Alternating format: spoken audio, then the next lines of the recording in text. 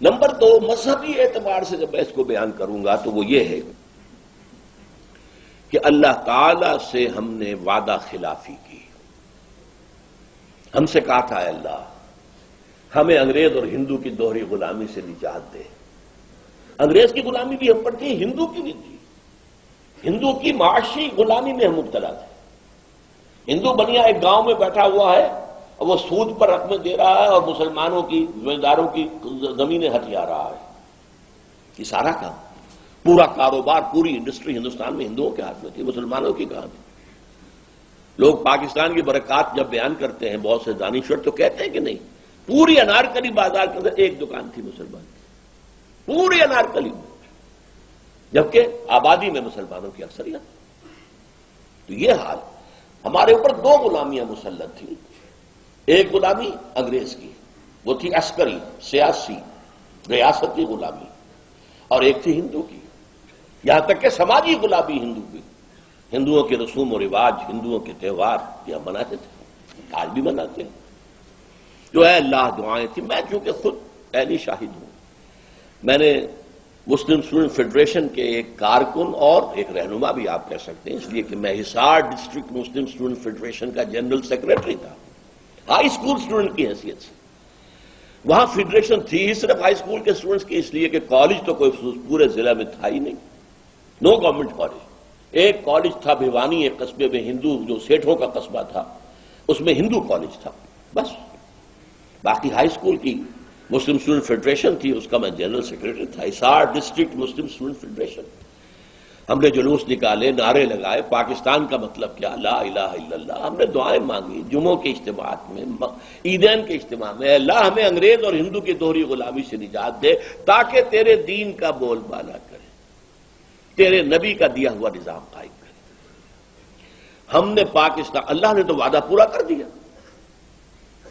اور وہ آیت جو ہے سورہ اعراف کی ہے، حضرت موسیٰ سے جب کہا تھا کچھ لوگوں نے، اسرائیلیوں نے، اے موسیٰ آپ کے آنے سے پہلے بھی ہمیں ستایا جاتا تھا، آپ کے آنے کے بعد بھی ستایا جاتا ہے، ہماری حالت میں تو کوئی فرق نہیں آیا آپ کے آنے سے.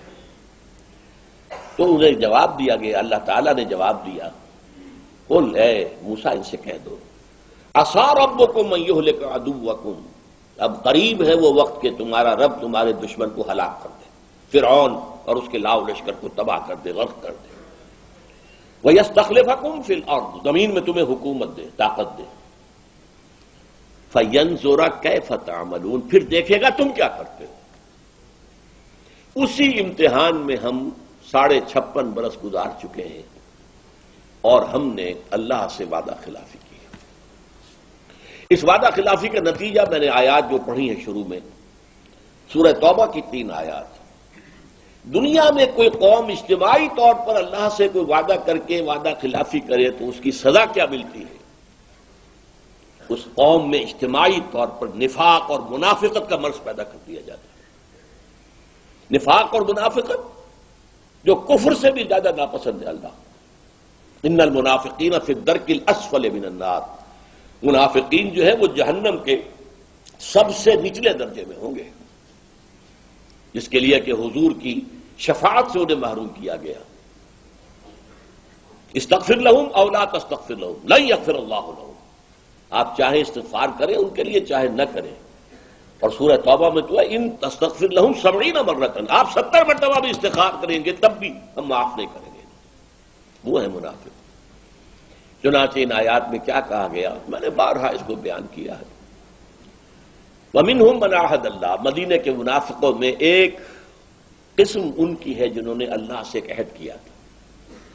لَئِنْ آتَانَا مِنْ فَضْلِهِ، اگر اللہ ہمیں اپنے فضل سے نواز دے گا، غنی کر دے گا، دولت مند کر دے گا، لَنَصَّدَّقَنَّ، خوب صدقہ خیرات کریں گے، وَلَنَكُونَنَّ مِنَ الصَّالِحِينَ، اور ہم نیک لوگوں میں سے ہو جائیں. فَلَمَّا آتَاهُم مِّن فَضْلِهِ، جب اللہ نے انہیں اپنے فضل سے نواز دیا، بَخِلُوا بِهِ، اب بخل سے کام لیا، تجوریوں کے دروازے مقفل، بخلوا بہی، اور انہوں نے اللہ سے اعراض کیا. اس لیے اللہ تعالی نے فَعَاقَبَهُمْ نِفَاقًا فِي قُلُوبِهِمْ، اللہ نے ان کے دلوں میں نفاق کی بیماری پیدا کر دی.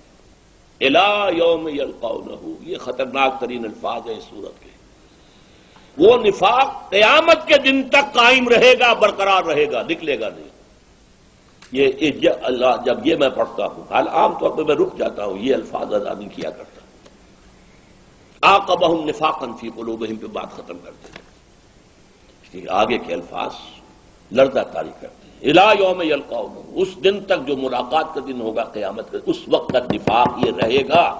بما اخلف اللہ ما وعدوہ، بسبب اس خلاف ورزی کے جو انہوں نے اللہ سے وعدہ کیا ہوا اور اس میں خلاف ورزی کی. وبما کانوا یکسبون، اور وہ جو جھوٹ بولتے رہے کہ ہم ایسا کریں. تو پاکستانی قوم اس وقت اس اعتبار سے اجتماعی منافقت کا شکار ہے. کچھ افراد ہیں جو لگے ہوئے ہیں، کوشش میں رہے اور ہیں اب بھی، کہ یہ قوم جو ہے بھٹکی ہوئی اپنی راہ، اپنی منزل کو دوبارہ یاد کر لے. کبھی بھولی ہوئی منزل میں یاد آتی ہے راہی کو. کچھ لوگ ہیں وہ مستثنا ہیں، لیکن آپ کو معلوم ہے ایکسیپشنز پروو دی رول. استثناءات جو ہوتے ہیں اس سے تو پھر کوئی قانون بالکل ثابت ہو جاتا ہے. یہ تو مستثنا ہے. رول از سم تھنگ ایلس. وہ رول کیا ہے؟ آج ہم بحیثیت مجموعی دنیا کی منافق ترین قوم ہے. 3 قسم کے نفاق آپ کے ہاں آ چکے ہیں. نفاق قومی، پہلے ہم ایک قوم تھے ہندو کے مقابلے میں، ایک قوم، 2 قومی نظریہ، ہندو ایک قوم، ہم دوسری قوم. آج ہم نفاق باہمی میں قومیتوں میں تحلیل ہو گئے. اب قومیت ہے، 4 تو شروع سے تھی، پنجابی، پٹھان، بلوچی، سندھی، اس میں اضافہ ہوا ہے. سرائکی قومیت وہ بھی مدعی ہے، ہماری علیحدہ قومیت ہے. یہ نفاق باہمی ہے. نفاق کردار، جھوٹ، وعدہ خلافی اور خیانت. حضور نے فرمایا آیت المنافق ثلاث، 3 نشانیاں ہیں منافق کی. دوسری حدیث میں آتا ہے وَإِن صَامَ وَصَلَّى وَزَعَمَ أَنَّهُ مُسْلِمٌ، جس میں یہ 3 صفات ہیں. وہ چاہے نماز پڑھتا ہو، روزہ رکھتا ہو اور اپنے آپ کو مسلمان سمجھتا ہو، لیکن وہ منافق ہے. اور وہ 3 علامتیں کیا ہیں؟ جب بولے جھوٹ بولے، جب وعدہ کرے خلاف ورزی کرے، کہیں امین بنایا جائے تو خیانت کرے. یہ تینوں چیزیں ہمارے ہاں عوامی سطح پر جس طرح ہیں وہ تو سب کو معلوم ہے، لیکن جو زیادہ قابل توجہ، قابل حذر بات ہے وہ کیا ہے کہ ہمارے ہاں جو جتنا اونچا ہے اتنا ہی جھوٹا، اتنا ہی وعدہ خلاف اور اتنا ہی بڑا خائن ہے. اربوں کی خیانتیں ہوتی ہیں. اب وہ سینکڑوں ہزاروں والی بات تو ختم ہو گئی. غبن در غبن. اس نفاق کے ہم اس وقت مریض ہیں. کوڑا تخت دنیا دا باہو،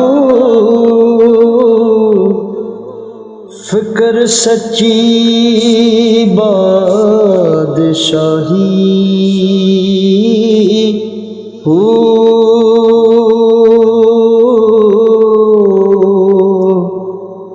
جس دل سے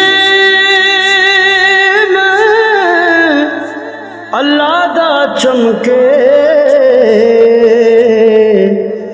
عشق بھی کردہ ہلے.